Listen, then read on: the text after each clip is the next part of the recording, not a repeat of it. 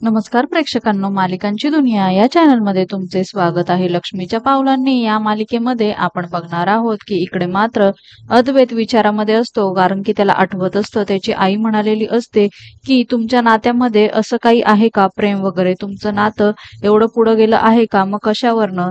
तर तेवढ्यात मात्र तो आता त्याच्या बेडरूम मध्ये एक बोर्ड लावतो आणि त्यावर लिहिलेलं असतं समानता आणि विभिन्नता। त्यामुळे मात्र आता लगेचच तिथे कला येते आणि तू काय करतो आहे असं तो विचारते, तेव्हा तो सांगू लागतो, हे बघ आता 1 महिन्याची परीक्षा आता आपण द्यायची आहे आणि मग ठरवायचं आहे की आपल्या आयुष्यामध्ये हे नातं किती महत्वाचं आहे।